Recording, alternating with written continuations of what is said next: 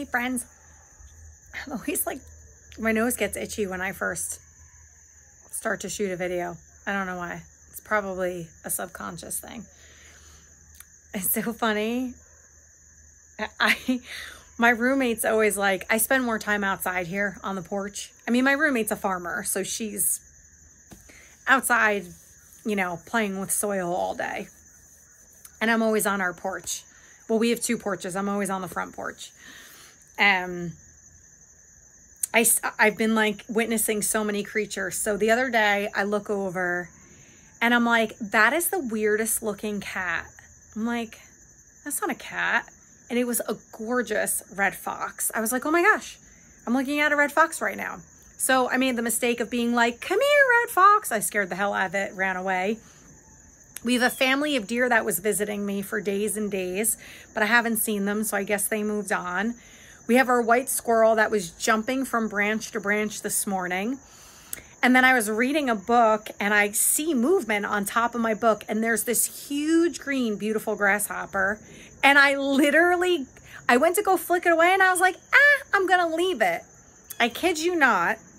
The grasshopper jumped from my book to one of my aerial yoga silks. I thought it jumped off the silk. I bring my silks inside because I hang them on the porch to air out, and then I hang them in my room. Brought them in my room and woke up the next day and the grasshopper was on one of my windows. I have so many friends here. But the same day as the grasshopper was on my book, I hear this buzzing noise that scared the hell out of me, and I turn around and there's a hummingbird literally like right here in front of my face. It's just such a cool experience. It's so wild to be out here. And then one morning, so I wake up really early and I come out and I do my meditation and my breath work and my journaling, and I hear something, and I had all my silks that I let hang overnight, and it's a little skunk. And I was like, oh no, this skunk is not going to spray and get all over my silks. I got a little nervous. So I went inside and I didn't come out for a while because I didn't want to scare it and then have it spray. And if I took all my silks off the porch, I would have made a commotion. So thankfully I went back out like half an hour later and the skunk was gone. But I got lots of friends here. And then there is a stray cat that comes. And then I have the roosters, and there's Black Angus cows that I can see from my porch, which I've only been able to see if I drive around the corner. And now they're moving around a little bit more. So I just saw 2 or 3 of them this morning. So I really do. I have a lot of friends here. I just said to my oldest daughter, I said, you have to come here and visit, because I really think my kids would like it here. It's so different from the Greenville area. It's definitely more like country living. But I think my oldest would really get a big kick out of all the wildlife. So that has been my last couple of days. I've just been taking in nature. I have not hiked in over 2 weeks. I'm going out of my mind a little bit, but I'm coming off an injury. So I cannot wait to start hiking this week. And I was going to go today. I just finally started doing a little bit of weight training to get myself back into mode. And I felt okay, but I didn't want to overdo it. So I didn't go for a hike. But I cannot wait to get back out to the trails. It's just driving me crazy. I don't do very well when I'm not submerged in nature. I mean, this is lovely being out here like this, but it's not, hiking and getting all my steps in. All of that walking, my body misses it. I felt so late. I read 5 books in like a week, literally. I've just been working and reading and journaling and working a little more and then reading a little more. And I got some exciting news today. So I've talked about my brother that passed away tragically, and I've only told like one person this story. My brother's anniversary is coming up. It's always a bittersweet day. But my brother, I believe, was fully prepared to transition over by God, because my brother was pretty wild and crazy in his younger years. And although we were raised with prayer and faith and God and whatnot, he had strayed. I think we had all strayed. at one point or other, or more times than just one in our lives. And my brother was baptized into the born again church, I think about a year before his passing, which was really a miracle in and of itself. My brother had back surgery. He was very hooked on oxycodone. That was a 2-year awful battle that I think he hid for a while, and then kind of came clean that he was basically hooked on it. My brother very much had an addictive personality. I think most of us did to an extent. We grew up with so much addiction. So that's common in that type of household. And, you know, he loved his marijuana.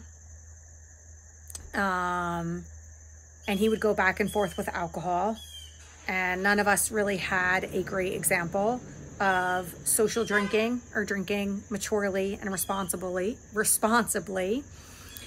So I think we all battled with our own stuff with alcohol, all 4 of us. And so my brother really had backed off of everything. Well, he had finally, I don't really know how he had come off the oxycodone, but he did. And he quit drinking. And I think he even quit smoking pot.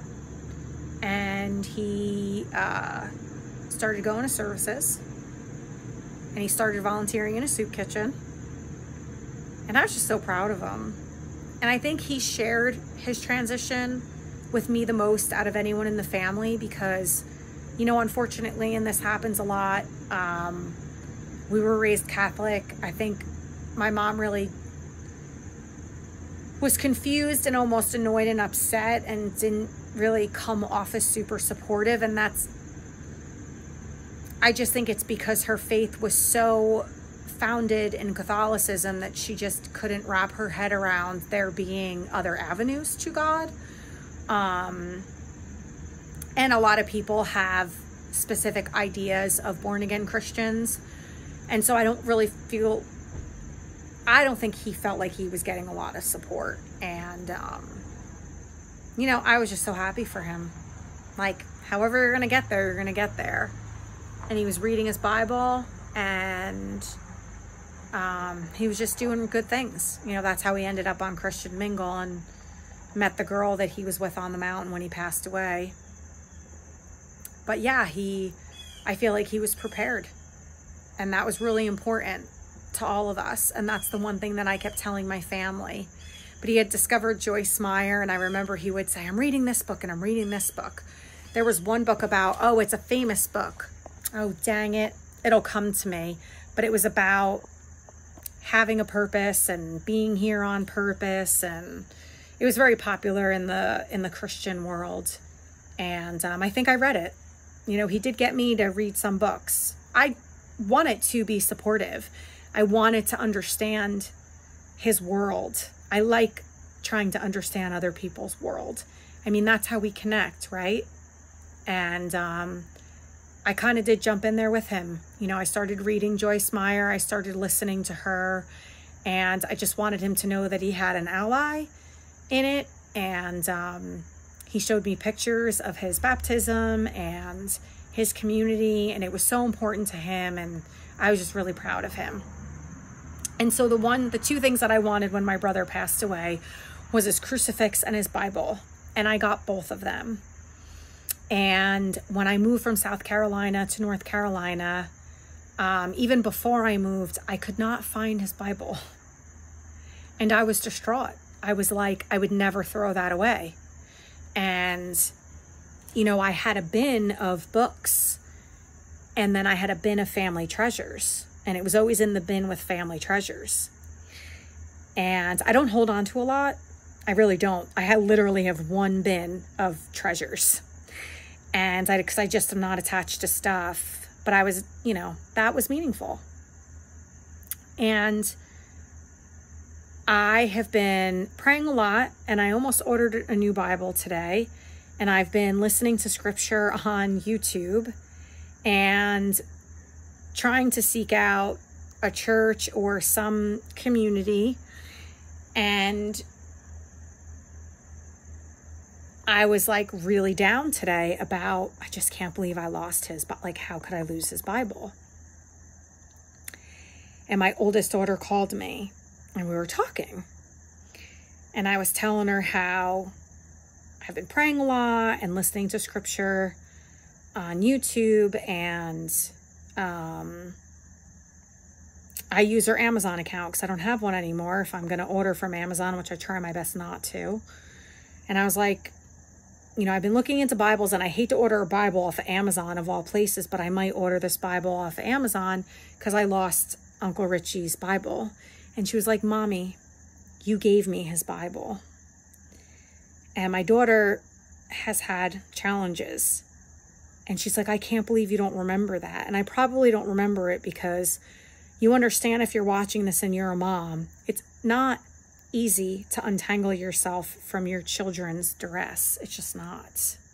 And I'm not saying that dads don't experience this either, but coming from the standpoint of carrying your kids in the womb and then, you know, pushing them into the world, or if you have a C-section, you're still, you know, it's still childbirth. We have this very special connection with our children. And I don't remember. She was like trying to describe the moment that I gave it to her. And I said to her, well, you're probably never going to read it. Maybe I'll take it back. And she said, Mom, I have it in my car for protection. And I know he's always with me. And I feel so much better having it. And I thought, something told me to give that to her, even though I don't remember. It was probably under great duress. There'll come a time where I will talk more openly about things that happened with my daughter, but honestly, I don't think I could get through a video. It's just, it's still too raw. I mean, it's been years, but it's still too raw. But yeah, thank God we still have his Bible. Do you know how happy I am? This is like such a gift. I was filled with so much joy. I was like, oh my gosh, I knew I could not have misplaced it. And I'm so glad that my daughter cherishes it way more than I thought she would have. Because out of my two kids, she is my atheist. You know, she has gone back and forth with, is there a God? And I've heard her use the word God. I know she believes in something bigger than herself, which I'll take. I've never pushed God on my kids. I never felt that was the way. And even though I have lost my way at some points in my life, I've always had the statues that I grew up with and the rosary beads and the things in the Catholic faith that just bring me a lot of comfort, you know, make me feel closer to my mom who's passed on. Some of these things were hers. I mean, some of these things were bought for me for my communion, my confirmation, just things that, you know, again, I'm not attached to much, but these are very much a part of my childhood, my history, my life, and I wouldn't, you know, give them up for the world. And so I'm just so elated. It made me feel so much better. And it's, I think, a really beautiful gift that my daughter is really cherishing this Bible. She may not be cracking it open yet. She might not be reading scripture yet, but my daughter is cherishing it. And she wants to keep it. She wants to have it near her. And that's a very, very special thing. And maybe someday my brother will whisper to her through those pages. I think it can be really challenging as a parent when you were raised one way and you really want your kids to be raised in the same way. But again, I've never pushed that. Maybe I should have pushed a little bit harder. I mean, I don't know, you know, you just never really know. You just do the best that you can. But I really wanted my kids to find their own way. But when my kids call me and they say, like, I'm upset, I have anxiety, or I'm stressed out, what should I do? I always say, pray, you know, pray. Pray to Uma, pray to Uncle Richie, pray to all our deceased loved ones, pray to God, pray to Jesus. And who knows, they might be rolling their eyes. on the other end of the phone. I don't really think that that's too much for me to worry about, because I think the day will come they will start to harness their own sense of faith. I think it's there. I think it's there. The foundation is there. They just got to start to build their house, and they will. But yeah, between my little animal kingdom here and finding out that my brother's Bible is in the hands of my oldest daughter was just fantastic. And I just was listening to Andrew Huberman, who I love, who's a neuroscientist, talk about how he held back in sharing and how much he has started to pray. And that prayer is a part of his daily morning ritual along with meditation. And he's starting to talk more openly and candidly about his relationship with God. And I love seeing these people, especially people that are more science-minded. And I don't know that he was ever a staunch atheist, but I just love, he has so much clout. I mean, 1.something million people follow Huberman, and his podcast, The Huberman Lab, is huge. And I love that he could come out and say, yeah, I pray. I pray a lot. And what he prays for and how much prayer has helped him. And I think that's such a beautiful thing. So I just felt compelled to talk about that, because I don't know where I would be without my connection to God, my relationship with God. I don't know where I would be without prayer.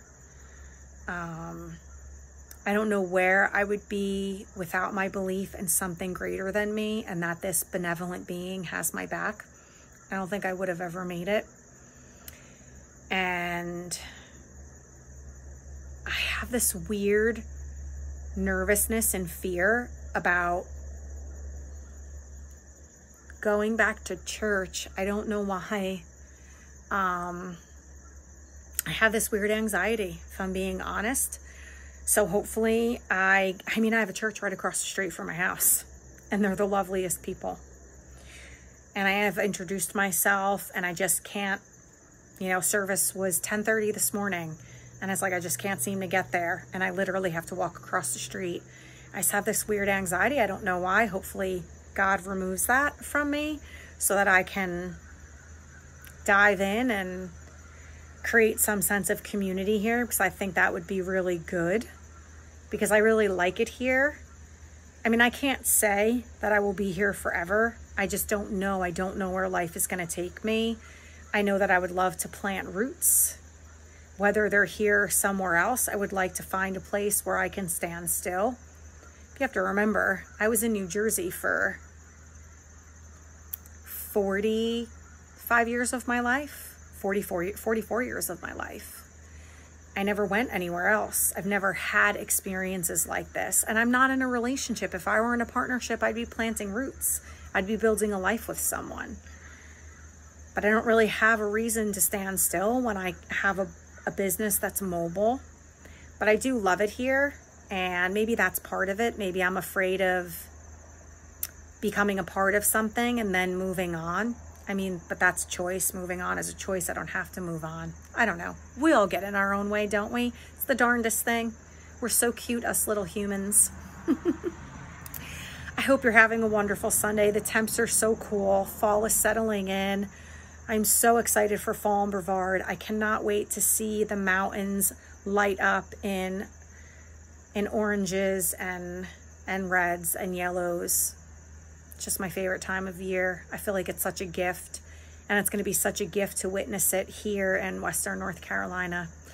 All right, my friends, peace and love.